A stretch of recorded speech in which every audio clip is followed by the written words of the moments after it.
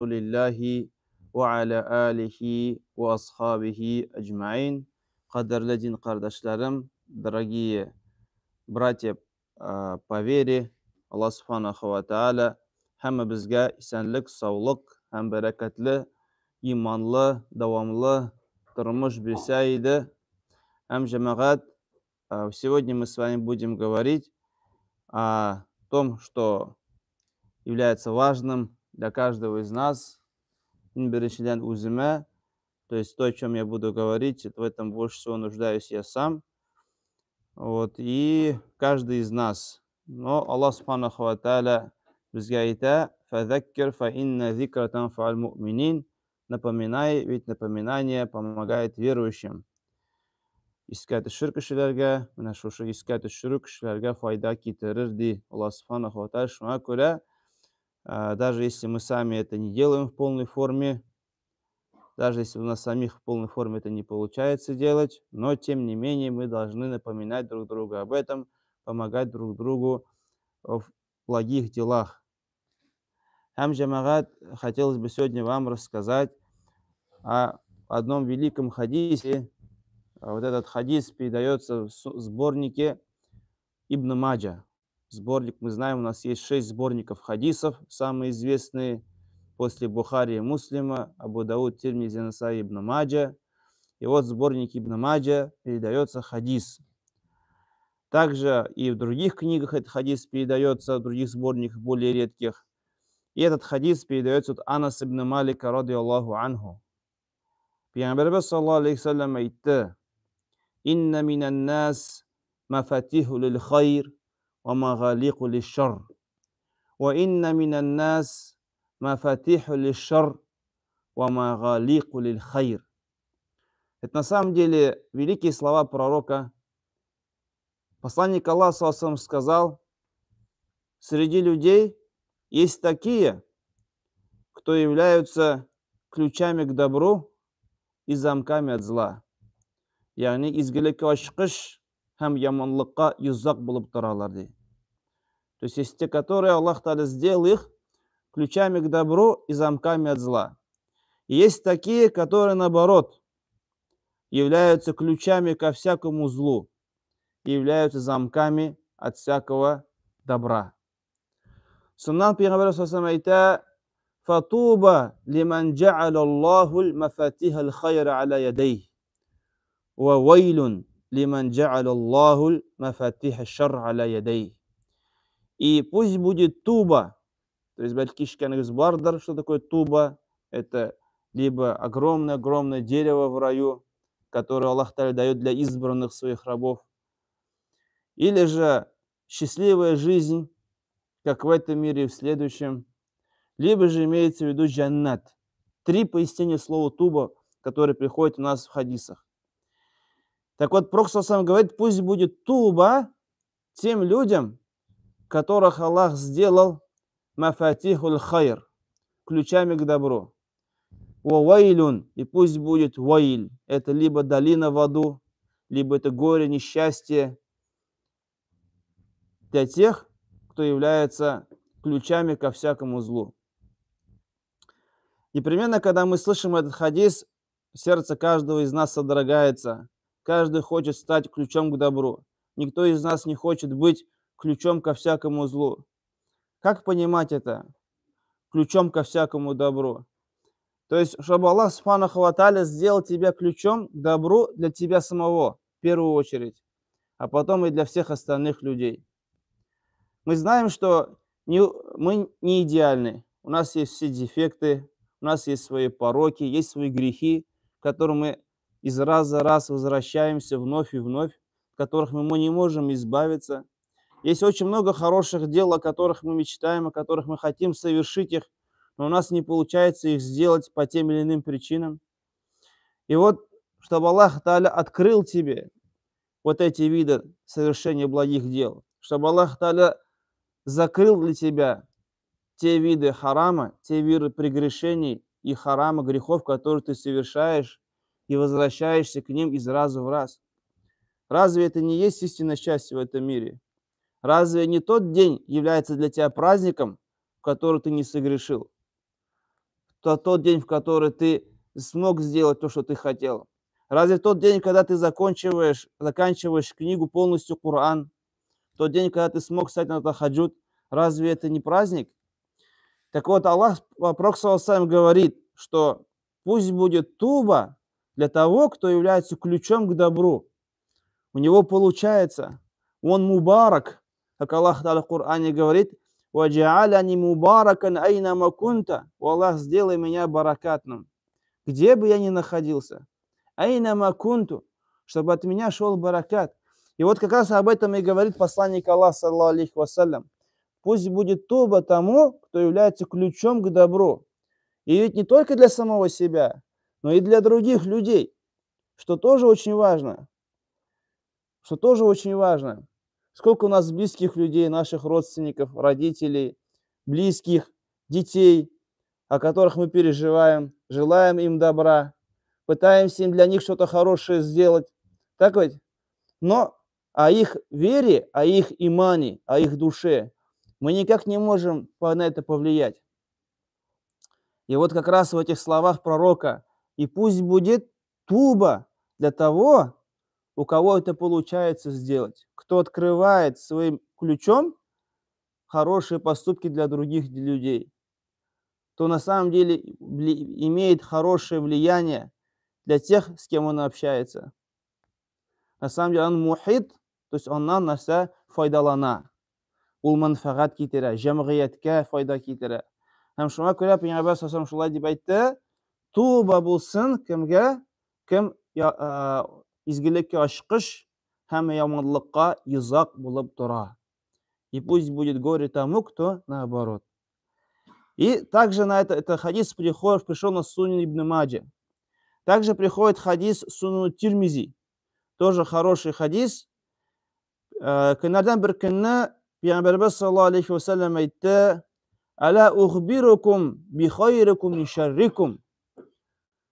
Посланник Аллаха саллаллаху алейхи ва саллям әйтте: «Сообщите ли мне вам о том человеке, кто является лучшим из вас? Кто и лучший среди всех нас?» Вот мы приходим на молитву в мечеть, около 100 человек, 200, 300. Кто из нас перед Аллахом лучший? Кемне Аллах Та'аля күбрәк сөя? Һәм 3 тапкыр Пәйгамбәр менә шушы сорауны сорады. 3 раза спросил такой вопрос. Һәм сахабалар әйттеләр: «Аҗал я Расулуллах, ахбирна ман хуа хайруна мин шаррина». Сообщи нам о том, кто лучше среди нас. Һәм Пәйгамбәр саллаллаху алейхи ва саллям әйтте: «Хайрукум ман ла юрджа илля хайруху ва та'ман мин шаррихи». Посланник Аллаха сказал, что лучшим среди вас, сезнең арагыздан иң хайырлысы, иң яхшы кеше кем? А тот, от которого ты не ожидаешь ничего, кроме блага. Вот ты знаешь, что ты встретишься с ним, и ты от него что-то приятное получишь. Знание какое-то от него получишь. Тебе приятно с ним находиться. И ты не ждешь, что он тебе навредит. А худшим из вас тот, с кем ты опасаешься находиться. От него ты ожидаешь какое-то зло. От него ты не находишься в безопасности, когда находишься рядом с ним. Человек не хочет рядом с тобой находиться, человек не хочет с тобой общеньких дел иметь. Пәйгамбәр саллаллаху алейхи ва саллям, вот про этих людей это худшие. Лучшие это те, кто приносит пользу людям. Как я говорил, ключи к добру. И худшие это те, кто являются ключами к злу. То есть, находясь с ним, тебе, наоборот, он лишь тянет тебя назад. Он губит тебя, он вредит тебе. Амина мына шушы ике хадис. Әйткәнемчә, каждый из нас, когда слышит эти слова пророка, благословенные слова пророка, конечно, каждому из нас, кто сейчас услышал эти слова, представьте, как будто пророк находится рядом с нами. Мы все захотели стать, но это вот не так просто бывает, как кажется. Гладко было на бумаге. Легко сказать это на словах, но как тяжело это трудно сделать. Хочется, желаешь это сделать, но как трудно это сделать на практике в жизни. Без из их амаллар турында, знаем о достоинстве хороших, прекрасных дел, знаем о пагубности плохих грехов. Мы знаем, что насколько важно приучить близких к хорошим делам, но как это трудно сделать, как это трудно получается.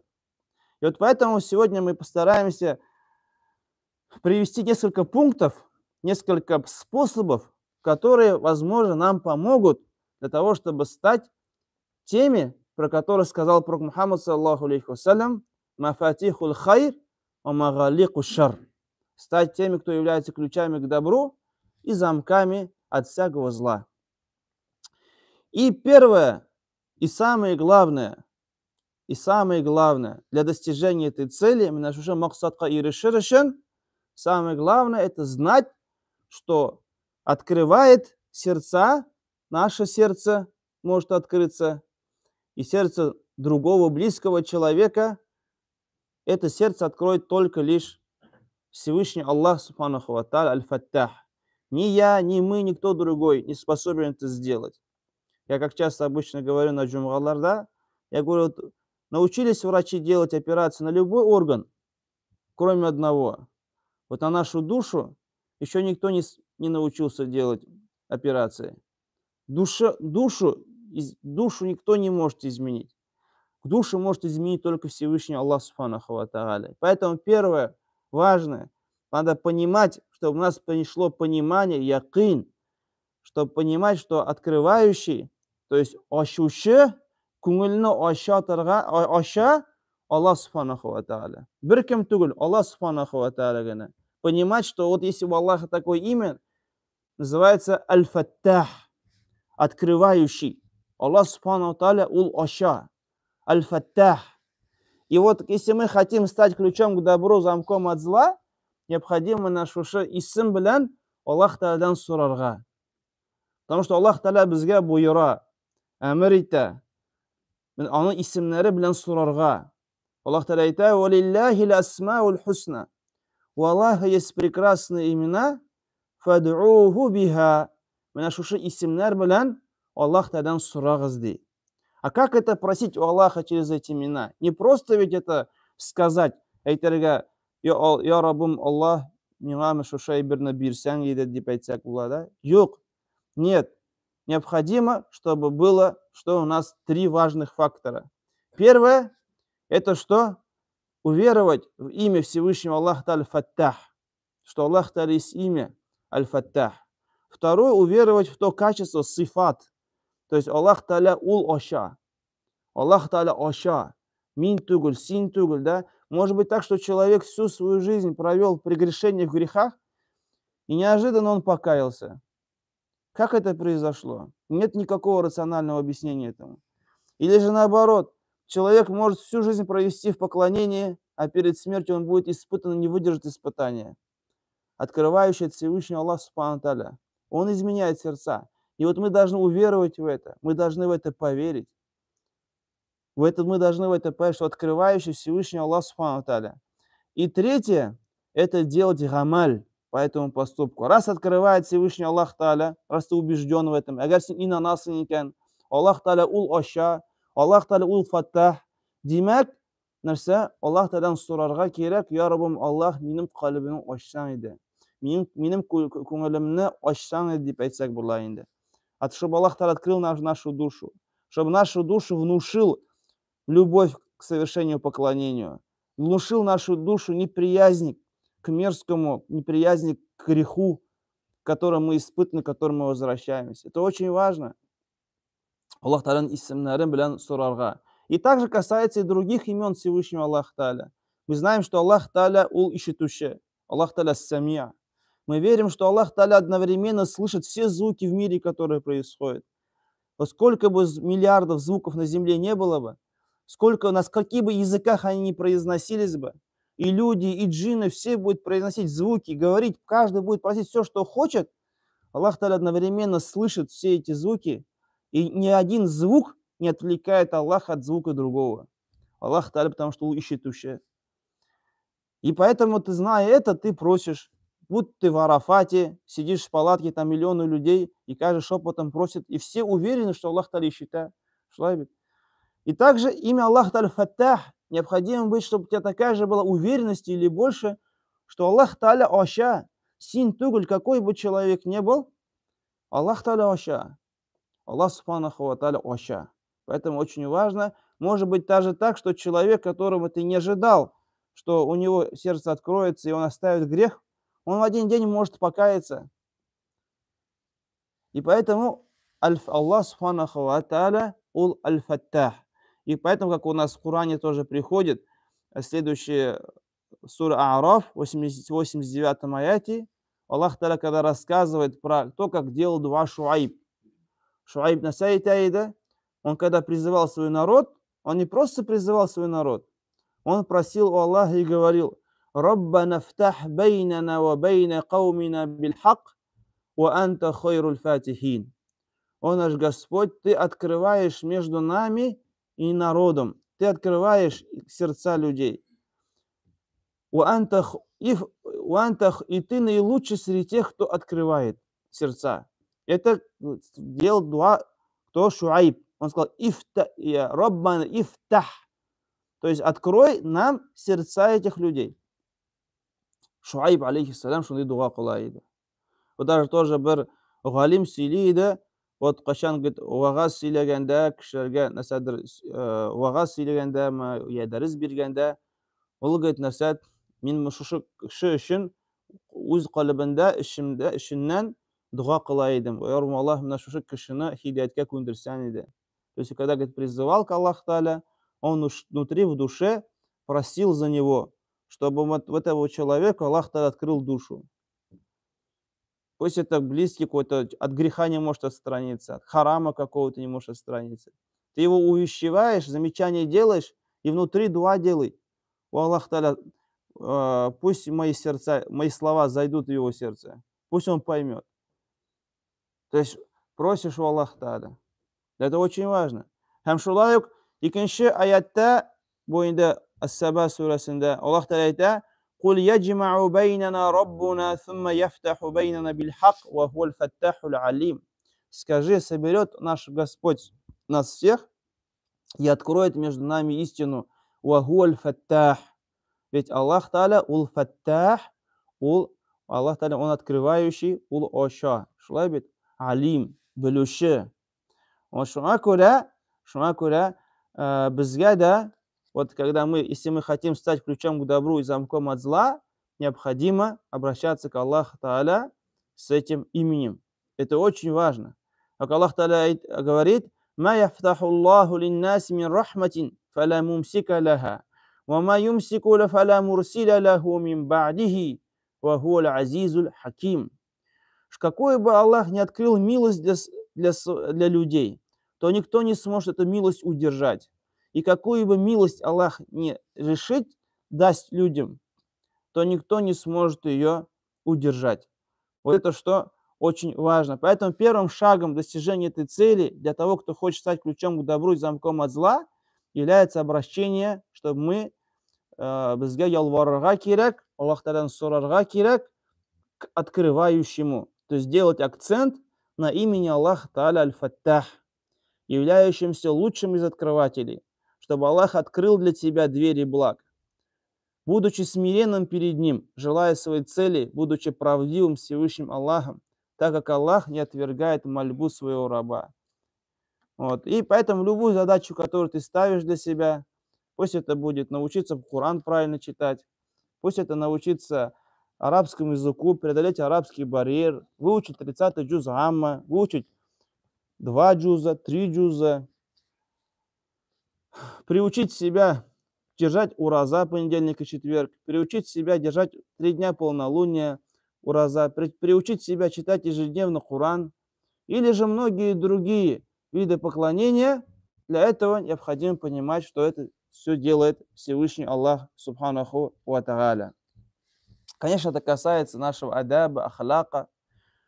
И, конечно, вот первого очень важно, когда вот мы познаем Аллах Та'аляны біз танысақ, біз өзіміздің кемшілігін таный башлайбыз. То есть, когда мы понимаем, что мы на самом деле очень слабые. То есть, это может быть показаться, что мы такие сильные, я вот такой. Нет, на самом деле мы очень слабые.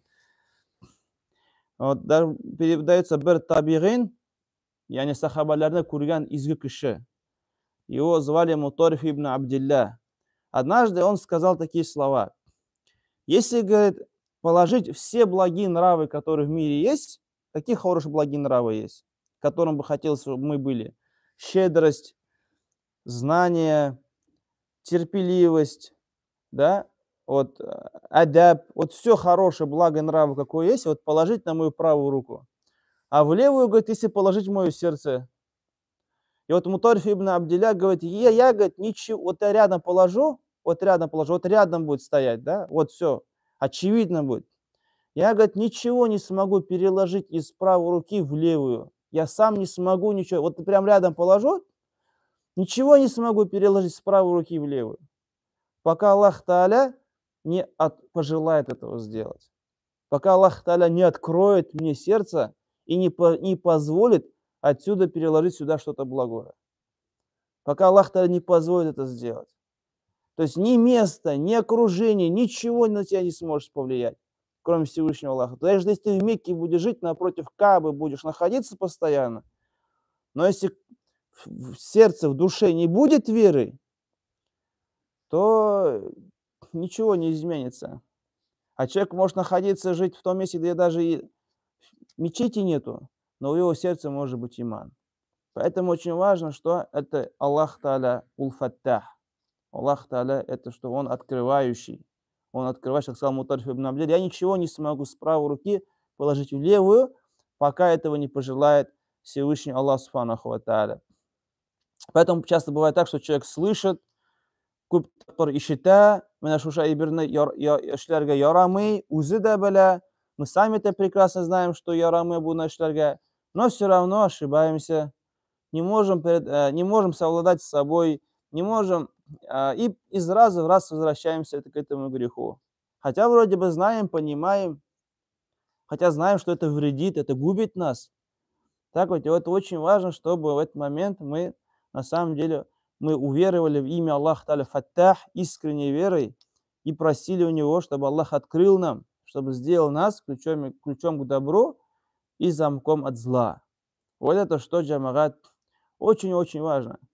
Значит, первое, что необходимо, у меня есть, конечно, 16 пунктов, не знаю, соборлык житам сдаёт.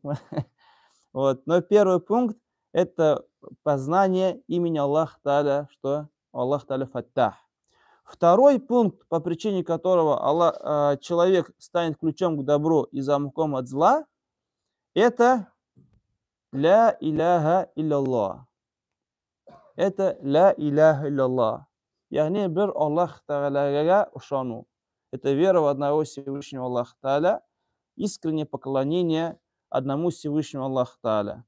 Таухид – это является большим ключом к тому, чтобы Аллах Тааля открыл нам двери к раю. И вот приходит у нас хадис, который приходит в Муснаде имама Ахмада, бәлки ишеткәнегез бардыр менә бу хадисны. Пәйгамбәрбез саллаллаху алейхи ва саллям әйтте: Мифтахул джан ла илаха илляллах, мифтахул джанна. Мифтахул джанна ла илаха илляллах. То есть ключ, чтобы зайти в рай, являются слова ля иляха илляллах. То есть надо понимать, что такое ключ. Без ключа мы не сможем зайти в дверь. Так ведь? Но не каждый ключ подойдет. Так ведь? Ты можешь подбирать ключи, но под ключи не подходят. Ключ ключу рознь. Так ведь? А почему так? Потому что у каждого замка есть свои зубчики, есть свои хитрости. Так ведь? И также у джанната мы знаем, что должны быть. Мы, чтобы в джаннат попасть, нужно сказать ля иляха илляллах. Но для этого необходимо, чтобы эти ля иляха илляллах, эти слова были искренними. Чтобы мы на самом деле были искренними, когда говорим ля иляха илляллах. Также вот мы знаем, что посланник Аллаха сказал, любой, кто совершит уду, тахарат, кому тахарат алса, хам тахарат тансун айца, ашхаду ла иляха илляллаху даху ля шарика лах, ва ашхаду анна Мухаммад абдуху ва расулух, туфтаху лаху абвабул джаннати самания, яфтаху ядхулу мин айиха ша'a. Посланник Аллаха сказал, тот, кто возьмет тахарат и скажет вот это дуа, то Аллах Та'аля откроет ему 8 дверей рая. И он зайдет в рай из любой двери, которую пожелает. Из любой двери, в которую он пожелает. Человек, который скажет эти слова. То есть ля иляха илляллах на самом деле великие слова. Также у нас другой хадис приходит. Ман кана ахиру калямих ля иляха илляллах дахаля аль-джанна. Тот, чьи последними словами будет ля иляха илляллах, он зайдет в рай. Он зайдет в рай. Вроде бы великие слова. Все мы знаем, многие говорят ля иляха илляллах, но все ли, кто говорит ля иляха илляллах, заходит в рай? Вот что очень важно. Поэтому необходимо это что вот эти слова ля иляха илляллах говорить как можно больше, как можно чаще, делать зикр ля иляха илляллах утром, в обед, вечером, после намаза, как можно больше произносить слов, обновлять свою веру, обновлять свой иман, говорить ля иляха илляллах. На самом деле связывать свою душу только с Всевышним Аллахом Субханаху ва Тааля. Понимать, что сила от Всевышнего Аллаха бывает очень часто так, что вот, но многие, конечно, не понравится, что, может, говорю я, да, но некоторые настолько сильно панически боятся чего-то, что вот он о Всевышнем Аллахе вовсе забывает. Я уже не говорю о физических каких-то процессах, да, вот, допустим, от собаки там или какого-то физического воздействия человека, да. Я говорю о том, что, допустим, некоторые человек, люди боятся порчи, очень сильно боятся сглаза, очень сильно боятся бесов, джиннов. До такой степени, что они ему мерещатся везде. Он думает, что он везде, получается, что является мишенью для них. Постоянно о них переживает, постоянно думает. Стоит себе сказать какое-то, похвалить его, он сразу же начинает, говорит, боится, что вот этими словами ты его сглазишь. То есть, я говорю, где роль Всевышнего Аллаха тогда? Где тогда слова ля иляха илляллах? То есть, если мы на самом деле, мы верим в Всевышнего, мы говорим ля иляха илляллах, то есть нет никого достойного, кроме Аллаха, нет ни у кого мощи, силы, защиты, кроме Аллаха. Как ты тогда можешь чего-то бояться вообще? Вот помню, учителя в Болгарии нам вот говорили, да, тоже, как ты же, говорит, пятикратную молитву читаешь, ты же, говорит, в мечеть приходишь, ты же Коран читаешь. Как ты можешь бояться влияния джиннов, там, кого-то с глаза или тому подобного? Ты же, альхамдулилля, у тебя же защита есть. Альхамдулиллях. Ну, конечно, это правда, она может постигнуть это испытание любого человека. Но вот это панический страх до такой степени, что не выходить на улицу, ни с людьми не общаться и тому подобное, у человека должен быть, у него должен быть уверен, что самый сильный – это Аллах. Ни джинны, ни шайтана, ни какие-то там порчи, да. Сильнее Аллаха быть никого не может. Ни джинны там, никто другой. Сильнее Аллаха быть никого не может. Вот это и есть слова ля иляха илляллах. Вот этот на самом деле уже настоящий страх должен быть перед Аллахом Субханаху ва Тааля. И очень важно, когда мы говорим ля иляха илляллах, чтобы мы говорили эти слова искренне. Сколько мы делаем зикров, сколько мы говорим слов, мы говорим слова очень часто, и эти слова мы их не заряжаем искренностью, вообще ничем. Бывает так, что мы просто произносим слова, не задумываясь о них. А на самом деле, сколько мы делаем зикров, в котором большой смысл есть. Ихдина сирата мустақим. Туру юл белян мина алып бар. Намазда айтабыз аны. Хотя бы долю искренности вложить в эти слова. Хотя бы когда ты эти слова говоришь, ихдина мина туру юл кундермина. Вложить долю искренности, задуматься об этом, сконцентрироваться, когда мы эти слова говорим. Вот это очень важно. Ради Аллаха это и делать. Как Аллах в Коране говорит в суре Инсан, 9 аяте, «Иннама нут'имукум ли ваджхи Аллахи, ла нуриду минкум джаза'a валя шукура». Аллах, когда рассказывает о этих праведных людях, Аллах говорит, мы кормим вас только ради лика Аллаха. Только ради Всевышнего Аллаха мы кормим вас. То есть мы делаем это благодеяние, чтобы получить награду только от Аллаха. Не получить похвалу или порицание от кого-то другого. Когда мы покинем этот мир, нам уже все равно будет, что о нас люди подумают. Уже неинтересно будет, что обо мне кто подумал, что обо мне кто сказал. Очень важно. Поэтому, когда мы говорим «Ля иляха илlalлах», надо что подобрать ключ правильный. Не каждый, кто говорит «Ля иляха илlalлах», заходит в рай, а кто на самом деле смог подобрать нужный ключ, сказал эти слова правильно и искренне, то «Шин кун ихластан айта ля иляха илlalлах». Это что очень важно. И хочется вам привести еще один хадис. Он связан с первым и вторым пунктом. Первый пункт какой был, мы говорили? Biz aytdik, первый пункт, чтобы стать ключом к добру и замком от зла. Нәрсә кирәк? Аллах Тааланың исеменә ышану. Шулай бит, Аль-Фаттах исеменә ышану. Уверовать в его имя Аль-Фаттах. Второе – это таухид. Это ля иляха илlalлах. И вот мы все хотим читать Коран как можно больше. Мы все хотим спокойствия свое сердце. Шулай бит. И вот посланник Аллаха, саллаллаху алейхи ва саллям, хадис киля ул Ибн Хиббан китерилә хадис, хам Ибн Хузайма. Он достоверный хадис, хоть и в редких сборниках приходит. Посланник Аллаха, саллаллаху алейхи ва саллям, сказал: если, говорит, тебя постигнет какая-то печаль или трудность, тяжесть, то скажи такие слова: Аллахума инни абдук вабну абдик. О Аллах, я твой раб, мин син кулың. Вабну абдик, и сын твоего раба. Вабну аматик, и сын твоей рабыни.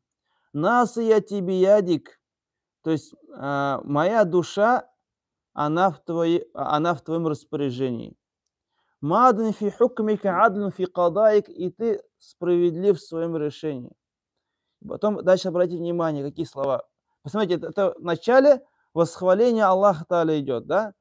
То есть сначала узины кимсетесен. Ярму Аллах мин бирким тугл. То есть мин син кулың гына. Син кулның улың гына. Шулай бит, ты управляешь мной как хочешь. Я ничего не могу поделать. Так вот, как ты хочешь, так и управляешь моей жизнью, моей душой, моей судьбой. Очень важно вот это вот, понимать, что наша судьба, Аллах Тааля ей распоряжается. Затем, Пейгамбар саллаллаху алейхи ва саллям айтта: «Ас'алука би кулли исмин хуа лак». О Аллах, я прошу тебя со всеми твоими именами. Саммайта бихи нафсак, ау анзальтаху фи китабик. Со всеми именами, которыми ты назвал самого себя, или которого ты ниспослал в свои книги, ау аллямтаху ахадан мин халкик, или научил кого-то из своих творений, ау истасарта бихи фи ильми лгайби индак, или теми именами, которые ты скрыл и оставил у себя. Посмотрите, теперь ты уже делаешь тавассуль. Просишь: я Аллах, син бүтін матур исемләрем белән сине сорыйм. Yani bu isimler uzun kitabında indirdin ya кемдер öğrettin. Вот всеми именами прошу, и потом только начинается просьба. Нинди просьба? Син айтасың: антадж'аля аль-Кур'ана раби'a кальби, чтобы ты сделал Коран весной моего сердца. Вот как после зимы появляется первая трава, черная земля начинает зеленеть. Вот чтобы что? Коран стал весной моего сердца. Ванура садри, стал светом моей груди. Ваджиляа хузни вазихаба хамми, и чтобы от меня ушло грусть и печаль. Илля адхабаллаху хаммаху ва абдалаху макана хузнихи фарахан, то непременно Аллах Та'аля избавит его от этой печали и заменит его радостей. И сахабы сказали: я Расулуллах, янбаги лана ана та'аллама хади калимат. О посланник Аллах, нам необходимо эти слова, научиться этим словам. Пророк ответил: аджаль янбаги лиман сами'ахунна ята'алламахунна. Каждый, кто услышал о них, он должен их научиться этим словам. То не, посмотрите, да, вот опять-таки это на практическое. Вот мы же часто говорим о теории. Вот шулай ясара киряк, вот шулай ясара киряк. Вот, пожалуйста, практика. Как пророк это делал? Как пророк просил у Аллаха через его имена? Да, вот, пожалуйста, прям практическая методология, как это делается. И вот также и здесь. Ты не можешь избавиться от какого-то греха, просишь у Аллаха: я фаттах, Ey Allohda sen uchun ochuvchi, sen qalblarni ochasan. Sen bizning ko'ngillarimizga iymon nuri solasan, shulay bit. Mana shu gunohdan orinarga menga kuch bersang edi. Допустим. Или же mana shu kishiga он qalbini ochsan edi. Пусть мои слова дойдут до его сердца. Шулай бит. Это очень важно. Умар ибн Хаттаб, когда узнал, что один из его, что один из мусульман начал опять вернулся к спиртному, что вот какой-то опять начал употреблять спиртное. Это ведь болезнь же. Это человек зависимый, становится рабом, это тяжело, это вот. И он узнал об этом. Он что сделал в этот момент? Он написал ему насихат, написал ему письмо и попросил это письмо отнести к нему. И когда тот посыльный ушел, он начал что? Он сказал тем, кто находится рядом, а теперь, говорит, айда куларны кутарик, хам бина шушы кардаш үшін дуа сурик ди. Теперь давайте за этого брата попросим, за этого мусульманина попросим дуа, чтобы Аллах Та'аля открыл его сердце, и он перестал совершать этот грех. Субханаллах. Вот опять практика, как это в жизни бывает, как это делается. И, субханаллах, олар бана шушы кіші үшін құларны көтеріп, оны үшін дуа қылдылар. Субханаллах. Посмотрите, Умар ибн Хаттаб, человек такой величины. То есть и многие, которые рядом были, как они отнеслись к этому, и насколько у них была убежденность, вот не инану было, да, вот не якин был, такая убежденность была, насколько у них была крепкая вера, насколько они понимали, что на самом деле всем этим миром Аллах Та'аля управляет. Бу галам билан Аллах Та'аля идарайта. Он Всевышний Аллах Та'аля идарайта. Вот что очень важно. Третье, очень важное, чтобы стать ключом и замком от зла, чтобы у тебя получалось на самом деле. Аллах Та'аля сиңа изги гамалларны кыларга сиңа жеңилик берсин өчен. Третье, что нужно, это гилм. Это знание, это гилм. Ул гилм кирәк. То есть именно какое религиозное знание. Коран, хам суннат, нашушы гилм кирәк. Потому что без этого, без знаний, как бы человек не был бы усердным, гилмсыз кеше нәрсә адаша башлый. Без знаний человек, что рано или поздно он может заблудиться. Без учителя, без устаза никак нельзя. Вот поэтому очень важно. Потому что человек без знаний, как очень часто бывает, встречаешь ребят, он говорит, я истину ищу. Истину ищет и никому на уроки не ходит. Я, говорит, сам истину ищу. Вот. Как ты можешь истину найти? Исходя из чего? Вот ты остался наедине со своим шайтаном. Шайтан тебе говорит, вот это правильно. Приходит тебе, допустим, да, научает тебя. Ты думаешь, что нет, это вот так правильно, а это вот так правильно. Остаешься самим с собой. Это неправильно, потому что как ты можешь знать, что это добро или зло, если ты не знаешь, что такое добро и зло? Если ты не знаешь, что такое добро и зло. Поэтому посланник Аллаха ﷺ приучал нас получать знания. Очень важно получать знания из уст в уста. Из уст в уста. То есть не самому читать книги, тем более никого тут слушать по интернету, к примеру, да, человека, которого ты не знаешь, не видишь, а именно от живого человека из уст в уста, для того, чтобы стать ключом к добру и стать замком от зла. Вот это что очень важно. И посланник Аллаха, саллаллаху алейхи вассалям, сказал, Абу хадис из Бардар, приходит хадис в сборнике Сахих Муслима, «Ман саляка тарикан ялтамису фихи ильман, саххаля Аллаху лаху тарикан иля джанна». Тот, кто вступит на путь получения знаний, Аллах Та'аля обязательно облегчит ему дорогу в рай. То есть, как понимать эти слова? Көбіз мына бұл хадисны ишкәнегіз бардыр. Так, вы слышали мы этот хадис? Аллах облегчит путь в рай. Как это облегчит путь в рай? Когда человек получает знания. То есть Аллах Та'аля, Он же нашу судьбу распоряжается. Аллах Та'аля тебе распорядит свою судьбой таким образом, что ты закончишь этот мир на благих деяниях. Что ты в конце концов заслужишь того, чтобы зайти в рай. Если ты получаешь знания. Если егер ғилім юлына бассан, Аллах Тағала сені қалдырмай.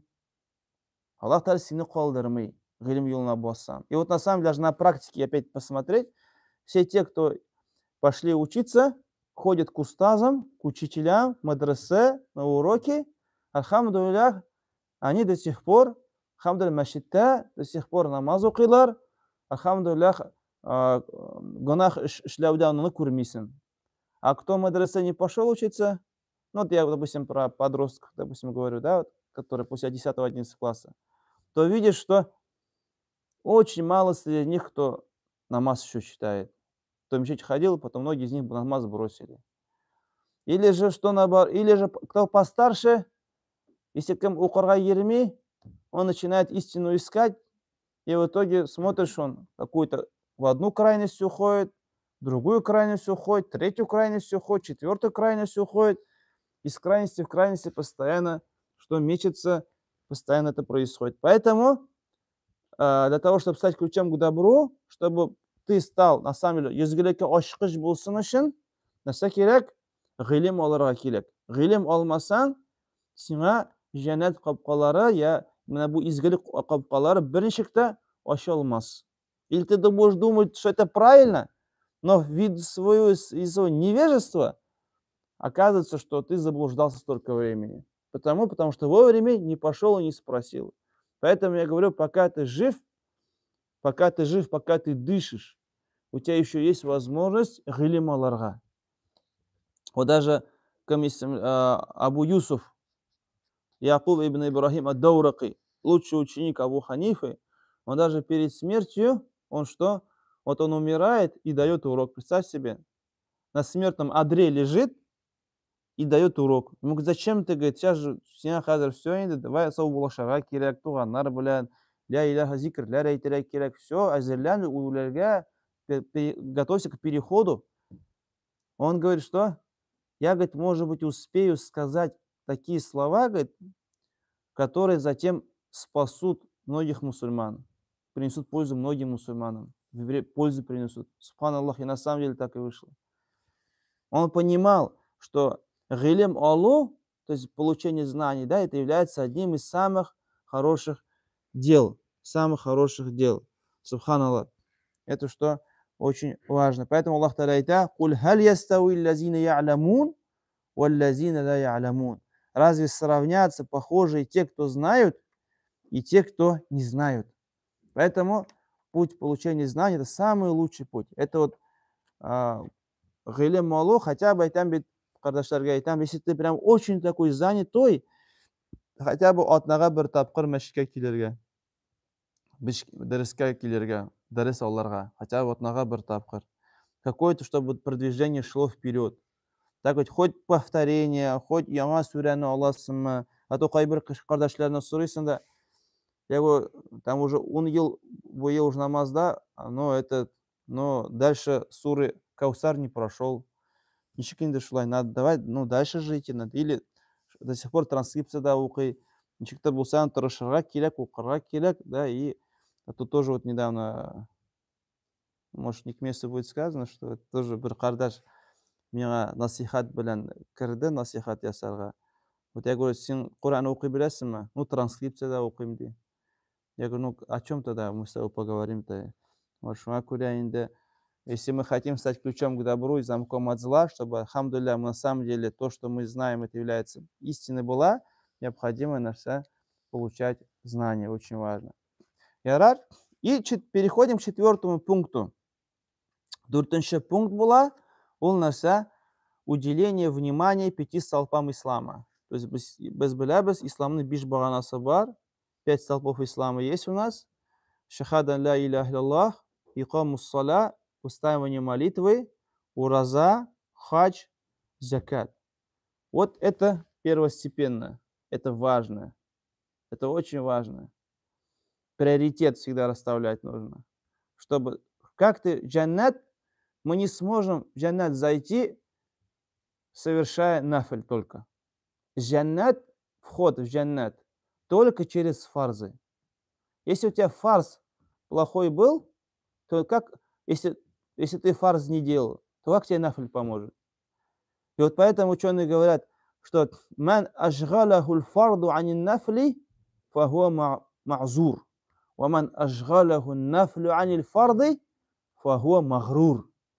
Ученые говорят, что человек, который, отвлекаясь нафлем, отвлекаясь нафлем, оставлял фарз, то есть из-за нафля он фарз не делал. Например, он түні бойы Құран оқыды, түні бойы Құран намаз оқыды, изгі ішлер ішледі, садақа таратты, допустим, ғилім алды.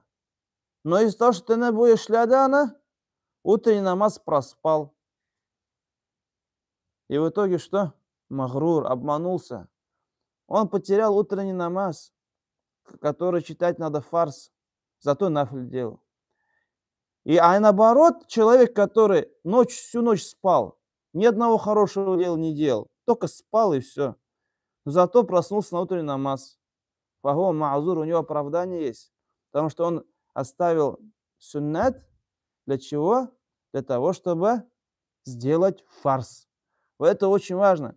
Приоритеты оставлять надо. Так ведь нужно ставить приоритеты. У нас в сутках есть только 24 часа. Необходимо в первую очередь заботиться о фарзе. Это намаз. Самое дорогое, что у тебя есть в этом мире. Намаз, молитва. И самое последнее, что ты можешь потерять в этом мире. Это намаз. Шуңа күрә, вот менә бу шушы биш баганага зур нәрсә дип әйтсәк инде әһәмият бирергә кирәк вот этим 5 столпам ислама. Поэтому, если мы хотим для себя добра и не хотим быть ключами ко злу, необходимо обращать внимание на это. И даже посланник Аллаха, саллаху алейхи вассалям, однажды ночью проснулся и сказал: «Ля иляха илляллах, ля иляха илляллах». Сколько смут этой ночью спустилось. То есть Аллах предрешил, сколько будет смут. Да? И сколько в эту ночь двери хайра открылось. И потом Пророк сказал: кто же сможет разбудить хозяев домов, чтобы получили эти блага этого мира? Кто сможет это сделать? И поэтому, когда мы даже заходим в мечеть, мы что говорим? Аллаху мафтах ли абваба рахматик. Аллах, открой нам двери твоей милости. Мы заходим в мечеть, должны быть осознанно. Мәчеткә кергәндә, я Раббым Аллах, меня үзенең рахимлеген безгә бирсәң иде. Заходишь в мечеть, Аллах, открой нам ворота твоей милости. Выходим и говорим: Аллаху мафтах ли абваба фадлик. Открой нам ворота твоей щедрости. Врата твоей щедрости, джамаат, что очень важные слова посланника Аллаха. Необходимо, чтобы мы на самом деле осознанно говорили их, чтобы душу вкладывали в этих словах. Когда мы говорим вот эти слова, как я говорил, фарз намазы, ат-тахият, произнесение тахията, произнесение салавата, тоже очень важно. И как это фарз гамаль. И сюда еще можно что добавить, тоже очень важно. Вот хадис такой приходит, да, как я говорил про утреннюю молитву. Тот, кто просыпает утренний намаз, Пейгамбар Насатул айтқан турында, просыпается со злой душой, ленивым, закрылись ему двери добра и закрылись ему двери риска пропитания. Закрылись ему двери добра и закрылись ему двери пропитания, бараката. Как вот Абу Зар сказал, первая часть дня подобна верблюду. Если ты удержишь верблюда за поводок, ты удержал верблюда. Если ты за поводок верблюда не держишь, то ты его не сможешь удержать. И начало дня ты успел взять, намаз утренний прочитал вовремя, у тебя баракат есть. Не успел, ты его потерял. Вот это, джамаат, что очень-очень важно. Очень важно. Кто-то скажет: ну а в чем связь утреннего намаза и моих успехов в этом мире? Аллах Та'аля бит зихноша. То есть Аллах Та'аля внушает тебе правильный выбор. Каждый день мы предстаем перед выбором сделать так-то и так-то и так. И мы не знаем, какой из этих выборов приведет нас к успеху. Аллах Та'аля тебе правильный выбор направляет. Твое имущество сохраняет от того, что ты его потерял. Твое здоровье сохраняет от того, что ты его потерял. Что очень важно. Шуңа күрә что уделять большое внимание. И вот сейчас начнется у нас месяц Рамадан. Рамадан айы башланачак. Шулай бит. Пейгамбер саллаллаху алейхи ва саллям айтты, когда начинается Рамадан, первую ночь закрываются двери ада и открываются двери рая. Что означают эти слова? То есть в месяц Рамадан Аллах Та'аля облегчает нам совершать хорошие дела. Если мы в месяц Рамадан не начнем Коран читать, когда мы начнем Коран читать? Если мы в месяц Рамадан не начали повторять Коран, когда мы начнем это делать? Если не месяц Рамадан. Какой другой месяц мы сможем это сделать? Если мы в месяц Рамадан не начали садака раздавать, когда мы начнем это делать? Поэтому, джамагат, агар біз тілейбіз екен, өз-өзімізді өзгертуге, то міне шушы Рамадан айында башларға була. Рамазан айында, чөнки Рамазан айында Аллах Таala жәннәтнең капкаларын ача, җәһәннәм капкаларын яба. И связывается шайтан и глашатай говорит: «Я баги аль-хайри акбиль, я баги аш-шар амсик». Тот, кто хочет добра делать, пусть делает это. Кто хочет удержаться от зла, удержись. Вот тоже очень часто, да, говорят, вот почему Аллах Та'аля нам повелевает нам ураза держать? Какая вот безгонение файда? Вот. Неужели Аллах Та'аля хочет нас, чтобы Аллаху нравится, когда мы страдаем, мучаемся? Зачем мы уразат держим тогда? Для того, чтобы мы страдали? Нет. Для того, чтобы мы приучили, это тренировка, мы приучили свои души удерживаться от харама. То есть, если ты во время Рамадана удержался от еды и пищи, то, что тебе нафс просит, да, если ты выдержал это испытание, то ты харам сможешь удержаться. Так ведь? То есть, если ты удержался от запретной еды и пищи, которая в это время тебе запрет днем, то потом, иншаллах, уже ты и от вредной привычки сможешь избавиться, которую мы делаем. От харама, который мы делаем, можно избавиться.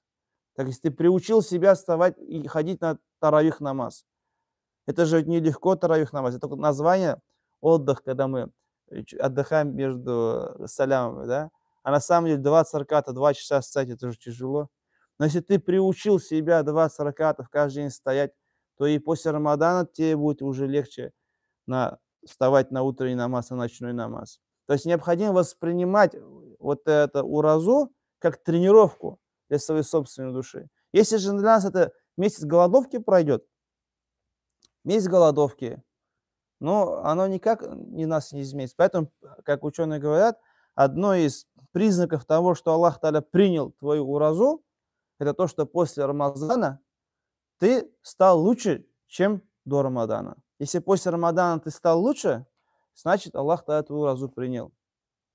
Если лучше не стал, значит, уразу ты продержал не так, как полагается. Вот поэтому, джамагат, что очень важно, если мы хотим стать ключом к добру и замком от зла, это уделять внимание столпам ислама. Пятое, тоже очень важное, изгілікке ашқыш болсын үшін агар кішітілі екен, это что? Очень важное, это джихад. Это джихад, борьба со своей душой. Джихаду нафс. Это борьба со своей душой. То есть мы об этом говорили, все о том, что было сказано, но очень важно, чтобы ты боролся. Да? То есть ты можешь знать, хотеть, но если ты сам не будешь бороться, необходимо бороться. Необходимо бороться. Вот как потому что у нас каждый день мы перед выбором представим. Вот, допустим, приходит хадис, имам Ахмад передает этот хадис, муслид имам Ахмад. Пейгамбер саллаллаху алейхи ва саллям айтты, человек в своей жизни, говорит, он идет по прямой дороге. Вот представь себе прямую дорогу, коридор. Пророк сам говорит коридор. И в начале этого коридора, пророк говорит, он слышит голос, который ему говорит: «Я абдаллахи имши мустакиман валя тальтафит». О, раб Аллаха, иди прямо и никуда не сворачивай ни направо, ни налево. Иди прямо по этому коридору. Иди прямо по этому коридору. А вдоль этого коридора он видит двери. И в этих дверях нету дверей. Это просто дверные проемы. И на этих дверных проемах только занавеска. И когда он подходит к этим занавескам, он слышит голос: «О раб Аллаха, не открывай занавеску. Если ты откроешь эту занавеску, то ты обязательно зайдешь туда». Что означает вот эти слова пророка? Пророк, посланник Аллаха, саллаллаху вассалям, он говорит, что вот этот прямой путь, коридор, это ислам. Это ислам, это религия ислам. Что касается стен, вот этого коридора, да, то это граница Аллаха, граница запретного. Туда, где тебе переступать нельзя, не позволяется, харам. Справа и слева граница запретного. Что касается дверей, то это что? То это как раз вход в этот харам. И что самое интересное, вход в харам не закрыт дверью. Это всего лишь дверной проем, на которых есть занавеска. И, то есть зайти в него, в харам, легко. Вот чуть-чуть. Вот протянул руку, ногу, и уже ты совершил харам. И голос, который сверху говорит: «О раб Аллаха, не делай этого». Это то, что Аллах каждому душе нам дал, как вот, кто-то называет его совестью, кто-то называет чем-то, да, но это вот фитра иман, который тебе внутри внушает: не совершай харам, не делай этого. И вот как часто бывает, да, что зовущий сверху — это увещеватель Аллаха, который находится в сердце каждого мусульманина. Это из милости Аллаха, который нам дал, проявил свою рабу, сделав его сердце увещевать. Кем бы знал газли ішінде. Шулай бит. Ул безгә әйтә: я Аллаһның кулы, менә бу ишеккә кірмә. Әгәр кірсәң, сен анда керәсең, харамга батасың. Стоит один раз попробовать. Если один раз попробовал ты харам, ты стал зависимым. Остановиться уже будет сложно. Будет дальше ты идти, остановиться будет сложно. Если ты начал, все, ты уже не остановишься. Поэтому, если ты не хочешь, чтобы стать ключом к козлу, вообще не открывай дверь от зла. Не пробуй даже, как это. Откроешь его, погибнешь его. Начнешь это делать, ты больше уже остановиться не сможешь. Вот это такой вот хадис келді бізге, ол нәрсе бик файдалы деп айтсақ бола. Шестой пункт, который поможет нам стать ключом к добру и замком от зла, это дуа. Это дуа кылу. Ну, біз ана айттық, Аллахтан исемлерін білен дуа кылу, шулай бит. Как вот бір язык шайтаида, я задумался о всех видах добра и нашел, что все эти виды добра, как ураза, намаз, һәм башка әйберләр, менә бу әйберләргә ачкыч нәрсә? Дуа булып тора. Дуа булып тора. Вот как научиться хорошо относиться к родителям? Как сдерживать себя? Тоже ведь очень важно. Вот, допустим, кто-то говорит, вот әтәниләргә вот хөрмәтне күрсәтергә телим ди, но мин үземне тыя алмыйм ди. Авыр гыт. Дуа кылырга кирәк. Я Рабб, Аллах миңа сабырлык бирсәң иде. Шулай бит. То есть промолчать, выполнить все, что говорят, сделать это, хоть ты не нравится, это, что ты думаешь, что это неправильно, но Аллах ризалашын эшләргә кирәк. Аллахтан дуа сорарга кирәк. Шулай бит, тоже очень важно. Вот, это касается и также и семьи. Шулай бит. То есть хатын белән яшәү, такой балаларны үстерү. Вообще жизнь — это, как говорят, жизнь прожить не поле перейти, да. Авырлыклар күп килә. Шуңа күрә без дуа кылмасак, Аллаһ Тәгаләдән сорамасак, яшәргә бик авыр була.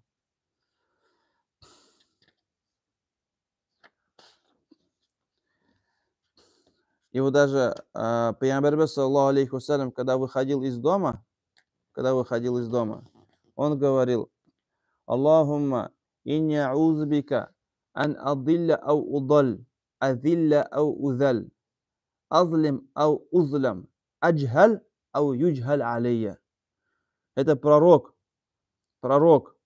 человек, у которого связь с Всевышним Аллахом, ангел Джибриль, к которому приходит, откровение приходит, который Миградж сделал, так ведь, у которого была такая сила, посланник Аллаха, который мог джиннов схватить, да, привязать, как вот рассказывается, да, он джаннат рай видел, но при всем при этом, пророк, когда выходил из дома, он говорил такое дуа: «О Аллах, я прибегаю к тебе, я прошу у тебя защиты от того, чтобы не заблудиться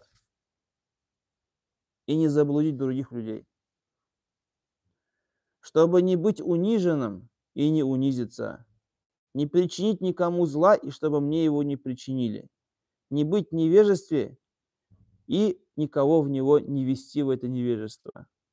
Ошондай дуга кылайда Пeygamberimiz sallallahu aleyhi ve sellem: Аллаху inni аузубика ан адилля ау удаль, адилля ау удаль, азлим ау узлам. Несмотря на все это, да. И вот это очень важно. И также вот, как приходит у нас посланник Аллаха после намаза говорил: Аллаху яс'алюка ильман нафи'ан, ризкан тайибан, ва амалян мутакаббалян.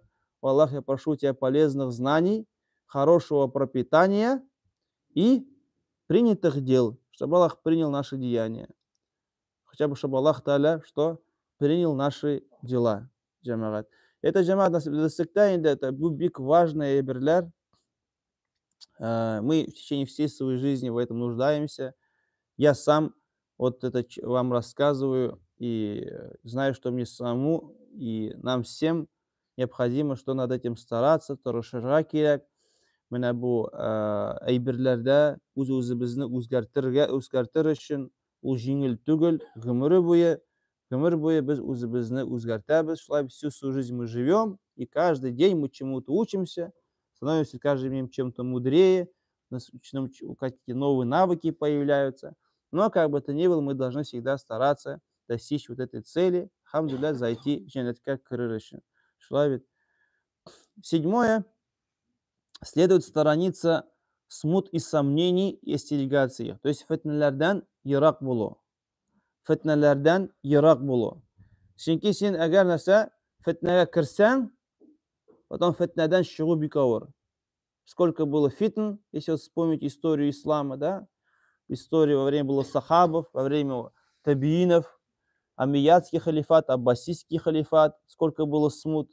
Все те, кто там был, да, или как те, кто там не участвовал в них, они говорят: альхамдулиллях, что я в это время жив не был. Или альхамдулиллях, что я там рядом не был. А все, кто там был, они просят Аллаха Тааля, что прощение за то, что они участвовали в этих смутах. Поэтому везде, где есть смута, везде, где есть какие-то, что-то там, необходимо держаться от них подальше. Очень важно. Потому что шайтан научать это, то есть васвасакала, вот, айда узны курсат, айд, вот, ничек шулай була, вот, шулай деп, вот шайтан шундай нәрсә не дибәйтсәк инде васвасалар белән кешегә килә. И восьмое, это благие нравы, яхшы ахлак. То есть кешеләр белән быть в хороших нравах, потому что грубый нрав, плохое отношение к людям не дает ему возможность открыть сердца людей. Вот что такое яхшы ахлак? Вот яхшы ахлак. Нәрсә аңлата менә бу сүз? Кемдер, допустим, что уйлый, что яхшы ахлак ул гел генә елмаеп тору, бөтен кешегә әйе дип әйтү. Юк, ул шулай булмый. В некоторых случаях яхшы ахлак, ул тәртипне саклау. Шулай бит. Держать порядок у себя дома, в семье, то, что у тебя ответственность есть, это хороший ахляк. Уметь где-то промолчать, когда старшие говорят, тоже очень важно. Научиться этому. Научиться буйсынырга, слушаться, это тоже хороший ахляк. Тоже очень важно. Вот. То есть кто-то думает, что яхшы ахляк это только если кешегә елмая гына, начар сүз әйтми генә, вот значит бу яхшы ахляклы кеше. Юк. Нет, яхшы ахляк каждый в своем месте. Каждый должно быть в своем месте, в своем уместном должно быть, да. Яхшы ахляк ул әдәп дигән сүз булырга тиеш. И вот, ну, как в качестве примера вот можно привести такой пример. Однажды biz bilamiz, Abu Bakr radhiyallohu anhu payg'ambar bilan почти 1 yoshda bo'ldi. Shulay bit. Почти 1 yoshda bo'ldi. И когда Мекку, пророк сам завоевал Мекку, то есть это прошло сколько лет уже? 10 yıl өтті, да, после хиджры. Абу Бакр уже уже где-то 60-қа якын келді, шулай бит. И в это время у Абу Бакра был жив отец. То есть он атасынан нечаяш булырга тиеш. Ну, может быть, 80-90 лет, да. Это уже очень-очень старец большой. И вот Абу Бакр радиаллаху анху уз атасын пейгамбарыбызга китерди. Он привел своего отца к пророку. И посланник Аллаха, саллаллаху алейхи он кургаш айтты. Посланник сам, увидев его, он сказал: «О Абу Бакр, почему ты привел своего отца сюда? Почему ты его привел сюда? Я бы сам к нему пришел.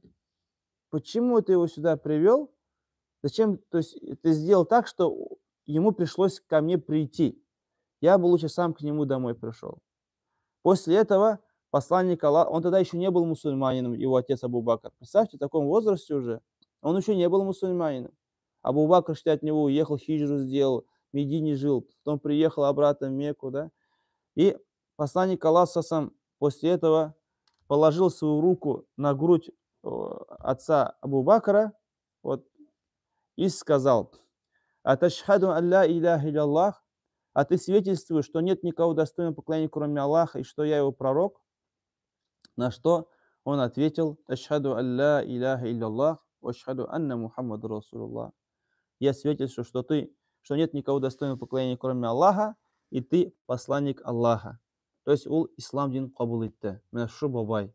То есть получается Абу Бакрның отасы міне шушы муғамалатны көріп, пейғамбарыбыздың ислам динін қабыл етті. Көресіз ме? Вот нендей вот ахлақ был у пророка, саллаллаху алейхи вассалам. Нешек ол бұл кішіні үндәді, матур еттіріп, яқшы ахлақ білән, әдәб білән оны үндәді. И с молодыми, как пророк сам себя вел, он как после намаза положил Муазу ибн Джабалю руку на его плечо и сказал: «О Муаз, инни ухиббук, ла тада'анна ан такуля дубра кулю ссала, Аллахума инни аля зикрика ва шукрика ва хусни ибадатик». Положил свою руку на плечо Муаза ибн Джабаля, он был молодой парень, может, сколько лет ему? Может, 16 лет, как наш Шакир, например, да? Пророку был лет 60.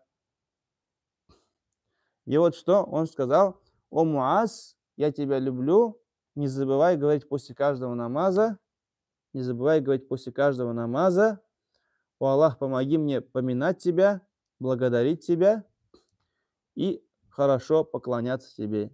Не забывай говорить шундай дуа». Посмотрите, да, вот как пророк саллаллаху алейхи вассалам нендей сөздер, то есть сайлады, шундай сөздер аңа әйтергә, шундай сүзләр сайлады. Что очень важно дип әйтсәк була инде, яхшы иттереп кешеләргә әйтергә, индәргә, тоже ул бик мухим дип әйтсәк була инде, алхамдулиллах. И вот даже сейчас сам вспоминаю, вот 98-нче елларда, вот кашан мәчеткә йөри башлаганда, тоже вот Нижекамская бабайлар тоже безгә, без яшь идек, вот насихатлар биргәндә, хәзер дә искә төшерәм, как бы, ну, приятно было, до сих пор вспоминаешь. Ничек бабай әйтә, какие слова подбирали, тоже очень интересно было, да, вот, искать төшерү инде. 9-й пункт безгә нәрсә кирәк? Это соперничать в хороших делах. Рядом должны быть такие же люди, как и ты, которые стараются. То есть, если ты хочешь оставить харам, а ты живешь, ты совершаешь какой-то харам, и ты рядом живешь с теми, кто это делает, ты никогда харам не оставишь. Для того, чтобы измениться, нужно уйти от этих людей, которые совершают харам. Если ты хочешь хорошее делать, надо идти к тем, кого это получается делать, кто это делает на самом деле, да? Шундай кешеләр белән аралашырга кирәк дип әйтсәк була. Әгәр син изге эшләрне эшләргә теләсең икән, то шундый кешеләр белән аралашырга кирәк. Һәм җәмәгать 10 кыямәт көнне искә төшерергә, вспоминать о судном дне, вспоминать о джаннате, вспоминать об аде, читать аяты про ад, про рай. Вот. Но монда күп аятлар килә, сезнең ардыгыздыр. Вот. Бүген еще ял көне. Идә көтәләр. Поэтому я, наверное, бөтен аятларны укымыйм, хадисларны. Но перейду сразу на 11, да. Дружба с праведниками очень важно, да. 12 насихат беру кешеләргә. Чөнки Пәйгамбәр саллаллаху алейхи ва саллям әйтә: "Ад-дину насиха", религия это наставление. То есть, что делать, уметь делать насихат, уметь, то есть рассказывать, да, тоже очень важно. Для того, чтобы насихат делать, надо знания брать еще. И знать, кому ты делаешь насихат. Нужно слова подбирать, что очень важно, да. Это тоже уметь надо делать. Не просто сказал, а потом тебя прогнали, да. Нет. Надо сделать насихат так, чтобы на самом деле твои слова были нужны ему. Он тебя их ждал. И чтобы на самом деле это помогло ему.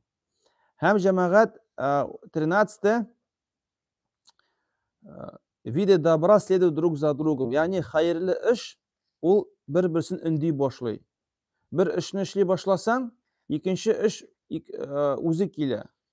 То есть они как цепочка идет, да? Если делаешь одно дело, второе за ним идет, третье за ним идет. Как и грехи, как и харам. Сделал один харам, второй харам еще легче идет, третий еще легче идет. Вот так же хорошие дела. Кажется, что совсем какая-то мелочь, но не стоит ее легко в нее воспринимать. Наоборот, ашляна. Какая бы она ни казалась бы тебе мелочью совсем. Надо ее сделать. Альхамдулилля, потом следующий шаг будет еще легче, еще легче, еще легче. Аллах та шулай итеп безгә җиңеләйтә. И 14 очень важно. Хәзерге көндә кызганычка каршы менә бу пунктта күп кешеләрдә дип әйтсәк инде дефект бар, да? Ни в коем случае, никогда нельзя презирать других людей. Башка кешене, башка кешеләргә, башка кешеләрне кимсетмәскә. Вот это самая большая проблема есть у многих, что они презирают других. Вот у кого-то что-то получается, он презирает тех, у кого это не получается. Вот мин шунды, а вот алар шундылар. Алар булдыксызлар, алардан бер нәрсә булмый, бер нәрсәгә алардан толку юк. Шундай әйбер булырга тиеш түгел. Нет. Альхамдулиллах, Аллаһ та сиңа җиңел әйтте. Все, значит, син Аллаһка шөкер ит. Альхамдулиллах, Аллаһ та миңа җиңел әйтте, менә бу харамны калдырырга. Не презирай тех, кто еще не смог это оставить. Ты не знаешь еще, может быть, этого человека Аллах Та'аля исправит, а ты опять к хараму вернешься. Син, может быть, анан көләсен, а икенче көндә, бәлки вакыт узгач, үзе менә бу гөнаһка тагын кайтырсың. А менә бу кеше тәүбә кылыр. Кто знает? Шулай бит. Или же, допустим, син инер изге эшне Аллаһ Та'аля сиңа җиңеләйтте эшләргә, да намазга бастың. Альхамдулилля, Аллаһ сиңа күңел ачты. Но ни в коем случае не презирай того, кого это не получилось еще сделать. Ты за него дуа делай. Шулай бит? Ты за него дуа делай, чтобы Аллах тоже ему это открыл. Чтобы тоже у него это было добро. Поделиться этим добром. Ни в коем случае нельзя думать, что нет, я вот такой, а вот остальной не такой. Нет. Вот. Это что очень важно. Это очень важно, джамагат. Опять-таки возвращается к имени Аллаха Фаттах. То есть не ты сам вот намаз заслуживаешь того. Аллах Та'аля милостивый оказался, хан намазга бастың сен. Алхамдулиллах. Аллах сиңа үз дип әйтсәк, рахмәтен күрсәтте, син Коръәнне укырга өйрәндең дип әйтсәк була. Шулай бит. Очень важно. И потом очень часто бывает так, что вот, ну, абыйлар беләләр инде, күрделәр, ишеттеләр.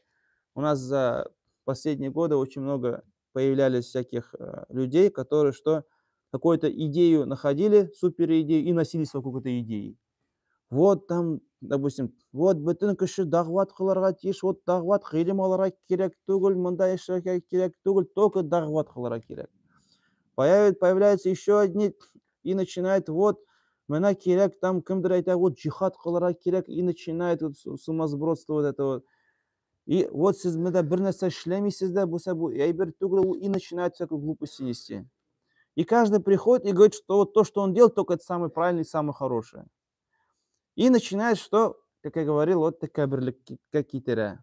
И вот для примера я вам приведу историю, на этом мы уже почти закончим. Имам Малик, да, основатель маликитского масхаба. И вот имам Малик, ул дәрисләр бирә, шәкертләргә, мәдрәсәдә дәресләр бирә, күп кеше килде инде. И бер кеше аңа хат язды имам Маликка. Һәм әйтте, вот имам Малик, син бер нәрсә эшләмисең ди. Син гит вакытны туздырасың ди. Ты говорит, вообще время теряешь, говорит, сидишь, людям знания даешь. Вместо того, чтобы поклоняться Аллаху, как я вот сейчас делаю, сейчас вот, у меня сейчас тахаджуды каждый день, ураза держу, я по 300 ракатов в день читаю, да, вот, кишләрне үндим менә бу изге эшкә. А ты постоянно из раза в раз читаешь хадисы одни и те же с начала до конца, и постоянно хадисы читаешь. Оставь ты это дело, и лучше, как я, набирай хорошие поступки, хорошие дела. Ул сиңа файдалырак булыр ди. И имам Малик написал ему письмо ответное. Он написал ему: «Инна Аллаха кассам аль-а'маль, кама кассам аль-арзак бейн аль-айбад». Аллах Та'аля разделил хорошие поступки точно так же, как разделил пропитание среди людей. Вот кому-то Аллах Та'аля дает мясо, кому-то Аллах дает рыбу, кому-то Аллах дает овощи. То, где как живет. У кого-то его больше, у кого-то его меньше. Также Аллах разделил хорошие поступки. Потом кому-то Аллах облегчит, кому-то легко ураза держать постоянно, а кому-то нет. Он постоянно понедельник, четверг держит. А кто-то, допустим, он Куран любит читать. Но кто-то любит вместо этого, допустим, что намазы читать, да. То есть у кого разные, да. И Аллах разделил хорошие дела между людьми. Может быть, кому-то Аллах открыл в молитве, кому-то открыл в посте, другому в распространении знаний. И потом он говорит, то есть про себя имеет в виду, да? Кому-то Аллах облегчает знания давать, укытырга, гилем берерге. Потом он говорит, который является из лучших дел благочестия. И я доволен тем, что открыл для меня Аллах. И я не думаю, что то, на чем я, это хуже того, на чем ты. И я надеюсь, что мы оба на добре и благочестии. Посмотрите, какой нинди хикмәтле сүз булды. Имам Малик айтты, акыллы сүз айтты.